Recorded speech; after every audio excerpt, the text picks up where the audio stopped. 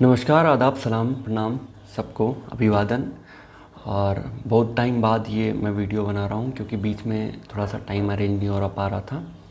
तो आज से मैं कोशिश कर रहा हूँ कि मैं अपना रेगुलर जो भी वीडियोज़ हैं वो अपलोड कर पाऊँ, क्योंकि कई सारे लोगों के मैसेजेस आ रहे थे, कई सारों के कमेंट्स आ रहे थे, कई लोगों के मुझे मेल तक आ गए कि भैया ज़िंदा हो कि निकल लिए।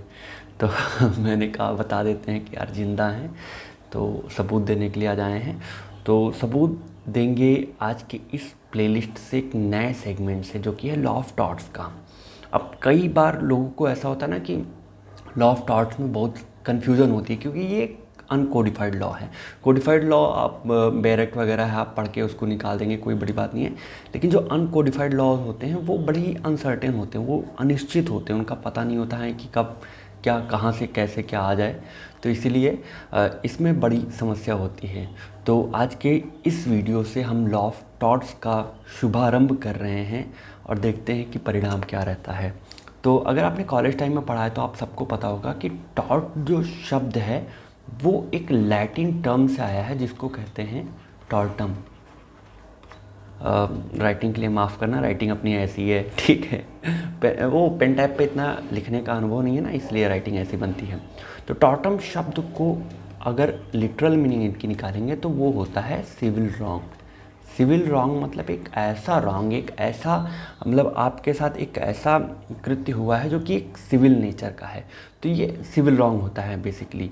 अब टॉर्टम का अगर लिटरल मीनिंग निकालेंगे वो तो मुड़ा थोड़ा ट्विस्टेड वगैरह होता है। तो अगर आपके साथ भी कुछ ऐसे मुड़ी तुड़ी ट्विस्टेड चीज़ें हो जाती हैं तो वो सिविल रॉन्ग में आती हैं। क्योंकि अगर क्रिमिनल रॉन्ग की बात की जाए, सिविल रॉन्ग क्रिमिनल रॉन्ग से इस तरह से अलग है, क्योंकि क्रिमिनल रॉन्ग के जितने भी केसेस होते हैं वो एक ऑफेंस की तरह डील किए जाते हैं और उसमें बाकायदा प्यूनिटी या कोई मतलब ऐसे करके पनिशमेंट दी जाती है। जबकि सिविल केसेस में व्यक्ति को कंपनसेशन दिया जाता है।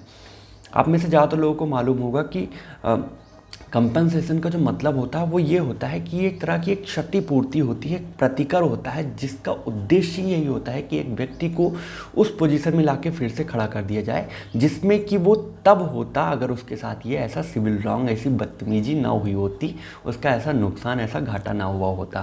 तो ये मतलब टॉर्टम सिविल रॉन्ग मतलब सिविल रॉन्ग का ऐसा कुछ मतलब निकल के आता है।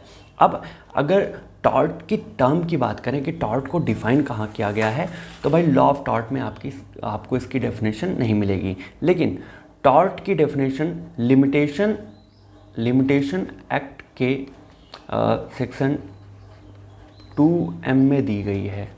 और 2M में दिए गए लिमिटेशन एक्ट के डेफिनेशन के अनुसार टॉर्ट का मतलब वो सिविल रॉन्ग होता है जो कि ना तो ब्रीच ऑफ कॉन्ट्रैक्ट है और ना ही ब्रीच ऑफ ट्रस्ट है। यानी कि टॉर्ट मीन्स वो सिविल रॉन्ग जो कि ना तो ब्रीच ऑफ कॉन्ट्रैक्ट है, मैं कॉन्ट्रैक्ट को के लिखता हूँ, और ना ही ब्रीच ऑफ ट्रस्ट है।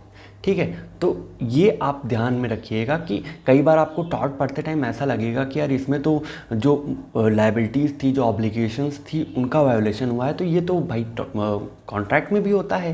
लेकिन ये कॉन्ट्रैक्ट नहीं है, क्योंकि कॉन्ट्रैक्ट में दो पार्टीज़ के बीच में होता है, यहाँ पर कोई पार्टी नहीं होती। यहाँ पर कोई भी राह चलता आदमी अजनबी आके आपके साथ बदतमीज़ी कर जाता है, वो सिविल रॉन्ग हो जाता है। इसलिए टॉर्ट को और कॉन्ट्रैक्ट लॉ को और ट्रस्ट को अब अलग अलग रखना है। ठीक है, ऐसे ही कुछ करके सालमन ने एक डेफिनेशन दी गई, मतलब सालमन ने एक डेफिनेशन दी थी, और सालमन के डेफिनेशन के अनुसार it is a civil wrong for which the remedy is a common law action for unliquidated damages and which is not exclusively the breach of contract or breach of trust or other merely equitable obligations। वही same चीज़ जो 2M में दी गई है, मुझे लगता है कि इन लोगों ने कॉपी किया हुआ है सामान्य की डेफिनेशन को। ठीक है, वही यहाँ पे दे के रखे हुए हैं। अब आपको ये तो पता चल गया कि टॉर्ट का मतलब एक सिविल रॉन्ग होता है जिसमें कि ब्रीच ऑफ कॉन्ट्रैक्ट या ब्रीच ऑफ ट्रस्ट नहीं आता है।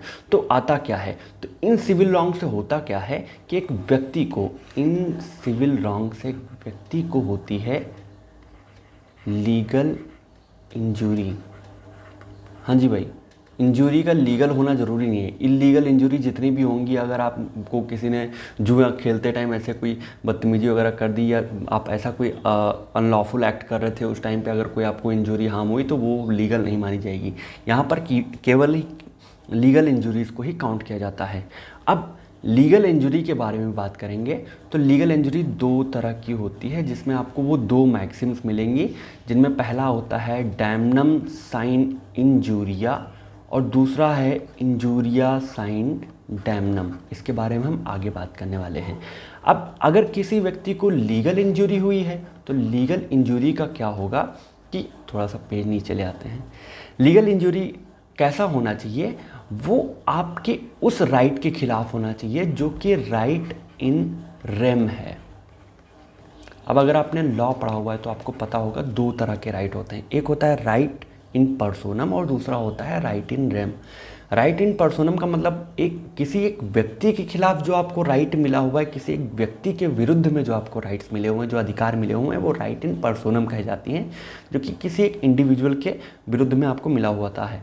राइट इन रेम का मतलब होता है कि पूरे वर्ल्ड के खिलाफ, पूरे मतलब विश्व के अगेंस्ट, पूरे ब्रह्मांड के अगेंस्ट आपको जो राइट्स मिले होते हैं, जिनका उपयोग आप उनके विरुद्ध में कर सकते हैं, उसको राइट इन रेम कहा जाता है। अब अगर राइट इन रेम का वायोलेशन हुआ है, ये आपके तोड़े मोड़े गए हैं, तो आपको जो मिलेगा, जो रेमेडी मिलेगी, वो रेमेडी होती है अनलिक्विडेटेड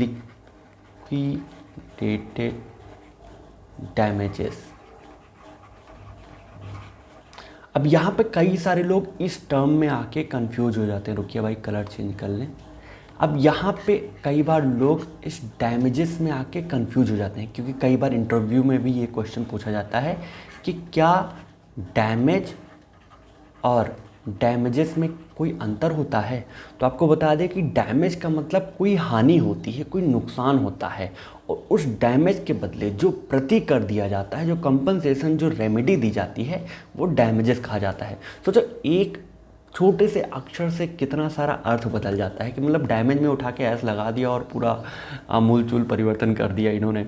तो अब आपको समझ में आ जाना चाहिए कि एक सिविल रॉन्ग हुआ है। सिविल रॉन्ग किस तरह का है, जिससे कि आपके राइट इन रेम जो है, मतलब आपका लीगल इंजरी हुआ है। लीगल इंजरी किस केस में हुआ है, वो आपके राइट इन रेम के केस में हुआ, और उसके बदले में आपको जो रेमेडी मिल रही है वो अनलिक्विडेटेड डैमेजेस की है। तो ये मैं आपको बेसिकली ये ऐसे एक पूरा वो बता रहा था। अब इन तीनों ही पॉइंट्स को, ये जो 3 पॉइंट्स मैंने आपको बताए हैं, इनको अलग अलग करके डिस्कस करते हैं, ठीक है। तो सबसे पहले आते हैं लीगल इंजरी पे।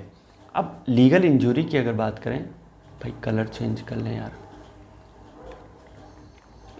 अगर लीगल इंजरी की बात करें तो लीगल इंजरी बेसिकली दो तरह का होता है। पहला जो होता है वो डैमनम साइन इंजूरिया का है, और दूसरा है इंजूरिया साइन डैमनम का। अब इन दोनों का मतलब क्या होता है। डैमनम साइन इंजूरिया का मतलब ये हुआ कि आपको डैमेज तो हुआ है, लेकिन आपको कोई इंजरी नहीं हुई है। अब यहाँ पर बच्चे कई बार एकदम हाय तौबा मचाने लगते हैं कि यार दोनों ही तो एक बराबर से लग रहे हैं, तो भाई अंतर क्या हो गया इन दोनों में। डैमेज का मतलब वो होता है कि आपको वो लॉस हुआ है जो कि एक मेटेरियलिस्टिक काइंड ऑफ है, और जिसमें आपके किसी राइट का वो नहीं हुआ है। जैसे आपका कोई सामान टूट गया, या आपका कोई ऐसा चीज़ था जो टूट गया, फूट गया, लेकिन आपके राइट्स का वायोलेशन नहीं हुआ है। तो यहाँ पर आपको डैमेज तो हुआ है, नुकसान तो हुआ है, लेकिन आपके राइट्स का वायोलेशन नहीं हुआ है। इसलिए ये डैमनम साइन इंजूरिया बोले जाते हैं, और ये टॉर्ट में नहीं आते।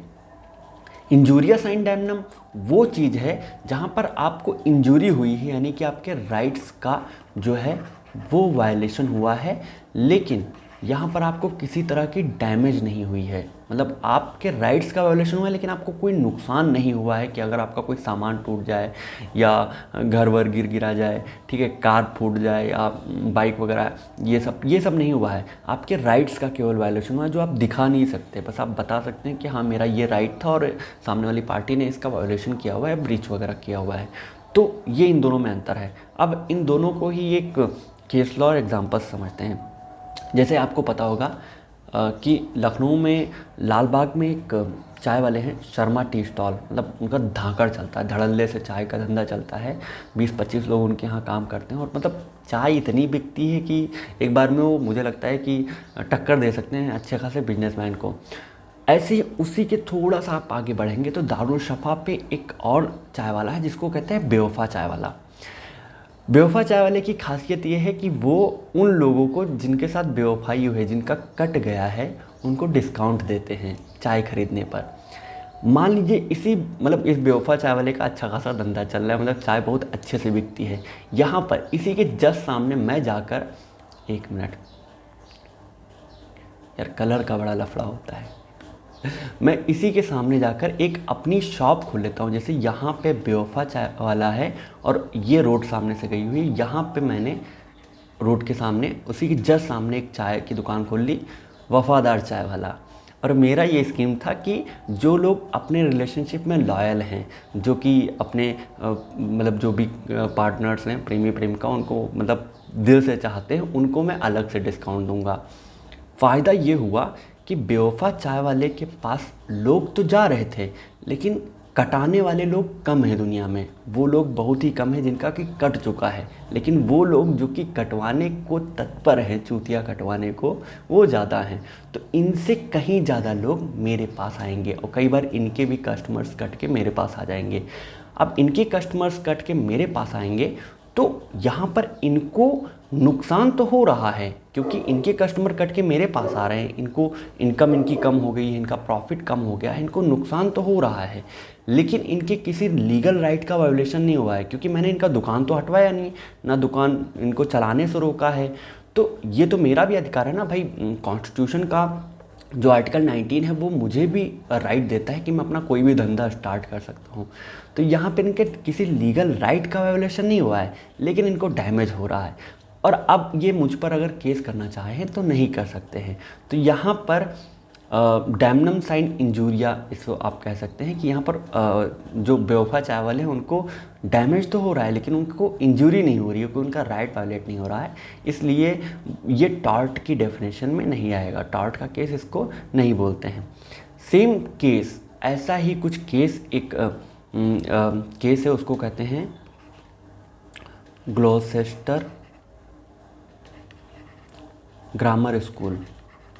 तो इसमें भी ऐसा ही हुआ था कि एक इंस्टीट्यूशन थी, काफ़ी रेप्यूटेड इंस्टीट्यूशन थी, उनका अच्छा खासा धंधा चल रहा था, और उन्हीं के जस्ट सामने एक और बंदे ने इंस्टीट्यूशन खोल लिया, वो भी एक ऐसे ही बढ़िया अच्छी खासी पढ़ाई कर रहा था। तो यहाँ पर इनके जो बच्चे थे वो उस इंस्टीट्यूशन में जाने लगे, जिसकी वजह से इनको नुकसान हुआ। इन्होंने केस किया तो कोर्ट ने ये कहा कि भैया आपके लीगल राइट्स का वायोलेशन हुआ नहीं है, डैमनम साइन इंजूरिया का केस, आपको डैमेज हो रहा है, इंजरी नहीं हो रही है, उसके ऊपर कुछ नहीं किया जा सकता, मामला ख़त्म।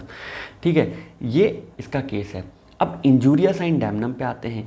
इंजूरिया साइन डैमनम का मतलब ये हुआ कि अब इस केस में मान लीजिए एक बंदा है, आपको पता होगा भारत में हर व्यक्ति को एक इंसिडेंट राइट है, डायरेक्टली नहीं है, लेकिन आर्टिकल 21 के अंतर्गत हर एक व्यक्ति को राइट टू वोट दिया गया है कि वोट करना आपका एक पहली बात तो फंडामेंटल राइट है, दूसरी बात ये आपका लीगल राइट है, तो आपको इसको रोका नहीं जा सकता। मान लीजिए कोई एक व्यक्ति वोट देने जा रहा है, ठीक है, और उसको किसी अथॉरिटी ने रोक लिया है, किसी व्यक्ति ने बंदी बना लिया, उसको वोट नहीं देने जाए, मतलब वोट नहीं देने दिया गया, जिसकी वजह से वो अपने इस राइट को यूज ना कर सका। फिर भी वो जिसको वोट करना चाहता था वो पार्टी जीत गई, उन्होंने एकदम धड़ल्ले से खुले में वो जीत पहुँच गए। तो हालांकि उसकी पार्टी जीत गई, उसका कैंडिडेट जीत गया, लेकिन वो अपने राइट को यूज नहीं कर पाया और उसका यहाँ पर उसको इंजरी काउज हुआ, तो वो टॉर्ट की डेफिनेशन में आता है और वो सामने वाली पार्टी पर टॉर्ट का मुकदमा केस कर सकता है, सिविल सूट फाइल कर सकता है। इसी जो ये पूरा केस है, ये जो पूरा मामला है, इसको हम कहते हैं एशबी वर्सेस वाइट का केस। अब इसमें भी यही हुआ था, एक पार्टी वोट करने जा रही थी, दूसरी पार्टी ने उनको रोक लिया, वोट करने नहीं जाने दिया। तो हालांकि इनको किसी तरह का डैमेज नहीं हुआ, ना तो इनको किसी तरह का नुकसान हुआ, ना इनके प्रॉफिट कम हुए, ना कुछ भी हुआ, लेकिन इनके राइट का वायोलेशन हुआ, और इसलिए भाई ये इंजूरिया साइन डैमनम का केस बनता है। ठीक है, ये इतना समझ में आ गया। अब आते हैं राइट्स पे। राइट्स पे बता चुके हैं यार, राइट्स को बताने की क्या ज़रूरत है कि अगर राइट्स की हम बात करें तो राइट्स बेसिकली दो तरह के होते हैं। पहला होता है राइट इन पर्सोनम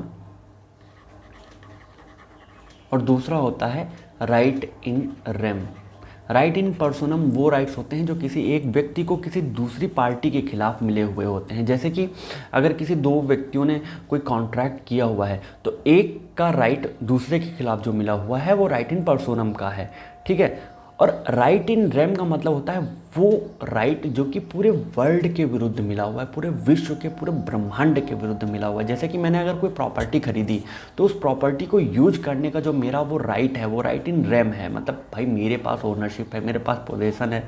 तो दुनिया वाले कहाँ आएंगे मुझे टोकने कि हाँ अपनी प्रॉपर्टी में ना रहो, एंजॉय मत करो, पार्टी मत करो, टहलो घूमो ना, खाओ पियो ना, भाई कोई तुक ही नहीं बनता ना। तो ये राइट इन रेम और राइट इन पर्सोनम का अंतर है। अब आते हैं कि यहाँ पर रेमेडी क्या मिलती है। तो रेमेडी यहाँ पर जो भी मिलती है वो होती है अनलिक्विडेटेड डैमेज की। अब अनलिक्विडेटेड डैमेज और लिक्विडेटेड डैमेज में अंतर क्या होता है ये समझ लीजिए। जो लिक्विडेटेड डैमेजेस होते हैं, जैसे लिक्विडेटेड डैमेजेस जो होते हैं ये वो डैमेजेस होते हैं जो कि पहले से ही पूर्व निर्धारित कर लिए जाते हैं। और अगर पहले से पूर्व निर्धारित हुआ है यानी कि यहाँ पर एक कोई कॉन्ट्रैक्ट या एग्रीमेंट वगैरह होना चाहिए कि अगर तुम्हारी ब्रीच की वजह से मुझे कुछ नुकसान होता है तो आपको वो पे करना पड़ेगा। और यहाँ पे जो स्टिपुलेशन पहले से ही तय किया जाता है इसको हम बेसिकली एक पेनल्टी के तौर पे मानते हैं। तो अगर पहले से ही तय कर लिया गया है, कॉन्ट्रैक्ट कर लिया गया है तो वो टॉर्ट होगा ही नहीं, क्योंकि पहले ही बताया गया है कि टॉर्ट में कॉन्ट्रैक्ट के केसेस नहीं आते हैं। तो यहाँ पर वो डैमेजेस मिलते हैं जो कि अनलिक्विडेटेड नेचर के होते हैं।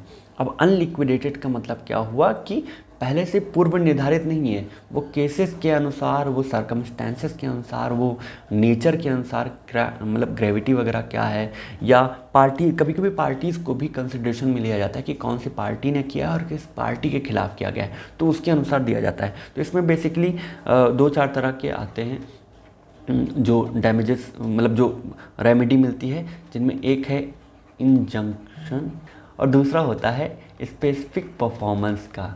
इंजंक्शन 2 तरह के होते हैं, पहला होता है पॉजिटिव, ठीक है, पहला होता है पॉजिटिव और दूसरा होता है नेगेटिव।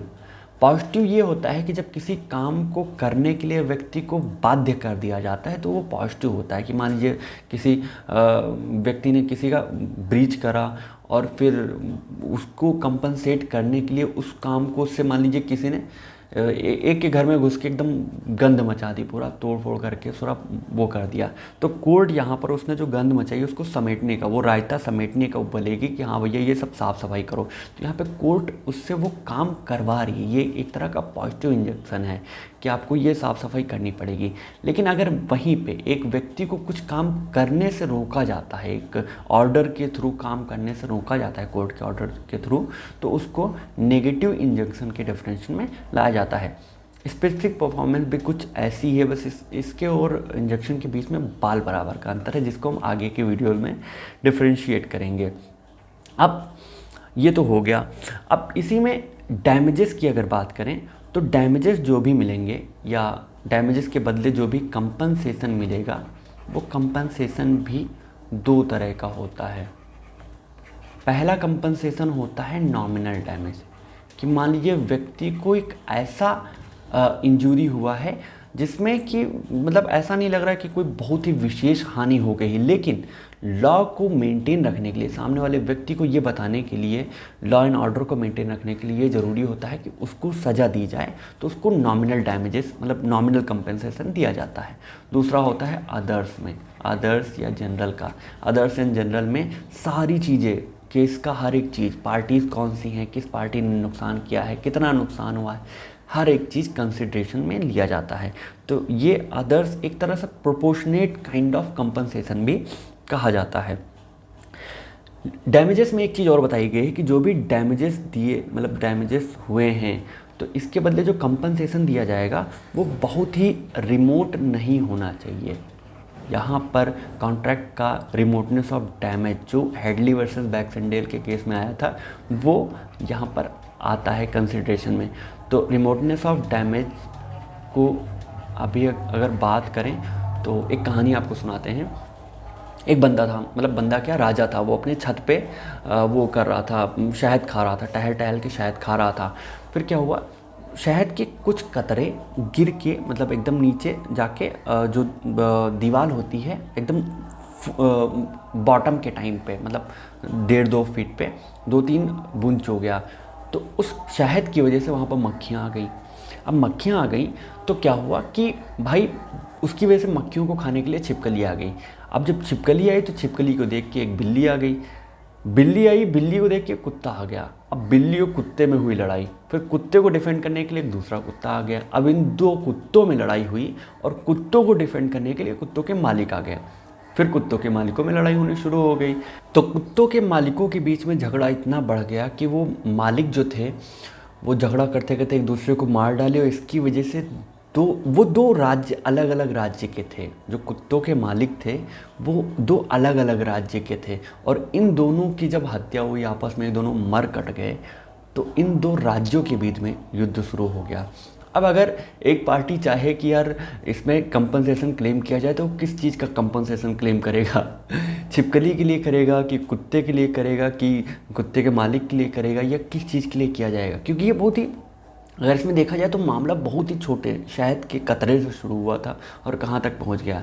तो रिमोटनेस ऑफ डैमेज का मतलब यही है कि कोई भी अगर आप डैमेज क्लेम कर रहे हैं तो वो बहुत ही रिमोट नहीं होना चाहिए, उसका डायरेक्ट लिंक होना चाहिए। यानी कि there should be a rational nexus between the loss and जो कंपनसेशन है वो उसके बीच में, ठीक है। ऐसे ही बटरफ्लाई इफेक्ट भी कुछ ऐसा ही है कि एक छोटे से इवेंट से कितना बड़ा हंगामा हो सकता है। तो ये सब आपको ध्यान में रखने की आवश्यकता है। अब ये तो इतना सब कुछ हो गया। अब अगला जो टॉपिक आता है वो आता है जनरल डिफेंसेस का, ठीक है। तो जनरल डिफेंसेस भी दो तरह के होते हैं बेसिकली, एक होता है स्पेसिफिक और दूसरा होता है बाकी अदर्स में। अब अदर्स में कई सारे डिफेंसेस आते हैं, जैसे कि एक्ट ऑफ गॉड आता है, और इसके अलावा इंजूरियस इन डैमनम आता है, प्राइवेट डिफेंस आते हैं, नेसेसिटी आती है, इनएविटेबल एक्सीडेंट्स आते हैं, मिस्टेक आता है, स्टेटूटरी अथॉरिटीज़ आती है, प्लेंटिफ रॉन्गडोअर आता है। ये ऐसे करके कई सारे पॉइंट्स आते हैं। तो आज का वीडियो काफ़ी कुछ लंबा हो चुका है, इसलिए इसको और लंबा नहीं करेंगे। हम अपने अगले वीडियो में जनरल डिफेंसेस के बारे में, कौन कौन से डिफेंसेस टॉर्ट में अवेलेबल हैं, इनके बारे में बात करेंगे। तो आई होप आपको ये सारी चीज़ें समझ में आई होंगी। बाकी के लॉ से related videos, points, topic, judgement और अमेंडमेंट के लिए हमारे साथ बने रहिए, हमारे साथ जुड़े रहिए, चैनल को सब्सक्राइब करिए, और अगर पसंद आता है तो शेयर ज़रूर करिएगा। धन्यवाद।